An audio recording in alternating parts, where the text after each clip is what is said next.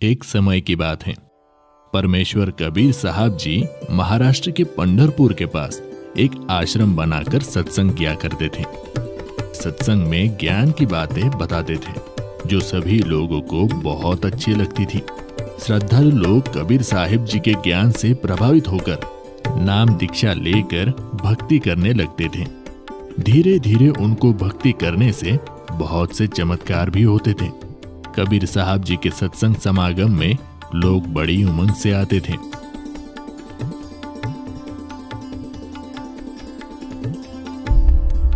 उन्हीं भक्तों में से एक भक्त का नाम रंका था।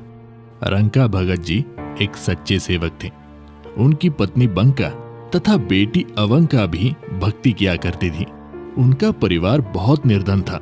दोनों पति पत्नी जंगल से सूखी लकड़ियां तोड़कर लाते थे और उनको शहर में बेचकर अपना घर चलाते थे। उस काम में वो बहुत ही मेहनत किया करते थे। कबीर साहिब जी के साथ में नामदेव नाम के एक भक्त रहते थे तथा वे भी कबीर जी के शिष्य बन गए थे। एक दिन उन्होंने अपने गुरुदेव कबीर जी से प्रार्थना की और बोले, हे गुरुदेव, आपके भगत रंका बहुत निर्धन है। ये जंगल से लकड़ियां तोड़ कर लाते हैं और उसको शहर में ले जाकर बेचते हैं। वहां से धन इनको प्राप्त होता है और उससे ये अपना गुजारा बड़ी मुश्किल से कर पाते हैं। इनका शरीर भी बहुत कमजोर हो गया है। पूरा दिन मेहनत करने में लगे रहते हैं, इसलिए भक्ति करने का समय भी बहुत ही कम मिलता है। इनको कुछ धन प्रदान कीजिए ताकि इनका निर्वाह ठीक से हो सके। कबीर साहिब जी ने कहा, भक्त नामदेव, मैंने इनको धन देने की बहुत बार कोशिश की, परंतु ये लेते ही नहीं।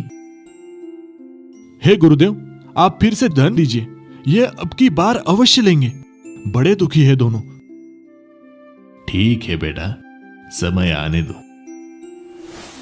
एक दिन रंका और बंका रोजाना की तरह जंगल से लकड़ियां सिर पर लेकर आ रहे थे।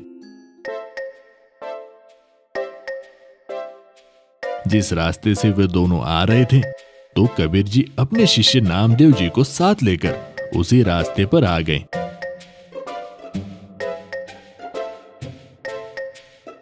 उन्होंने रास्ते के बीच में कुछ सोने चांदी के आभूषण तथा कुछ अशरफियां डाल दी और स्वयं दोनों किसी झाड़ी के पास जाकर छुप गए और उनके आने का इंतजार करने लगे। कुछ देर बाद रंका लकड़ियां सिर पर लेकर आगे आगे चल रहा था। उनकी पत्नी बंका भी पीछे पीछे लकड़ियां लेकर आ रही थी। अचानक रंका की नजर नीचे पड़ी। उसने देखा कि सोने चांदी के आभूषण तथा अशरफियां पड़ी हुई है। अरे, इस घने जंगल में ये किसका धन गिर गया है? यहाँ तो कोई भी आसपास दिखाई नहीं दे रहा है। ये धन जिसका भी होगा, ऐसे हम प्रयोग भी नहीं कर सकते। लेकिन मेरी पत्नी मेरे पीछे पीछे आ रही है। कहीं उसकी नजर इन पर पड़ गई तो वो भक्ति में विचलित हो सकती है, क्योंकि स्त्री को आभूषण बहुत प्रिय होते हैं। कहीं उसके मन में लालच आ गया तो सारा काम बिगड़ जाएगा। ये विचार करके सारे धन को छुपाने के लिए उस पर पैरों से मिट्टी डालने लग गया। बंका की नजर अपने पति की गतिविधियों पर पड़ी तो उसे बात समझते देर न लगी और दूर से ही कहने लगी, चलो चलो भगत जी, मिट्टी पे मिट्टी क्यों डाल रहे हो? हाँ हाँ, चलो घर चलते हैं, आज तो बहुत देर हो गई। फिर दोनों पति पत्नी उस सारे धन को लांघकर घर चले गए। देख लो नामदेव, अब मैं क्या करूं, ये धन लेते ही नहीं। नामदेव जी को भी एहसास हो गया कि उनके लिए ये धन तो मिट्टी के समान है। वास्तव में धन तो राम नाम की भक्ति का धन होता है जो कभी भी नष्ट नहीं होता। ये इतना निर्धन होते हुए भी भगवान के दिए में खुश थे। अपनी कोई इच्छा नहीं रखते, केवल भक्ति को आधार बनाकर अपनी जीवन यापन कर रहे हैं। ये वास्तव में परम भक्त हैं।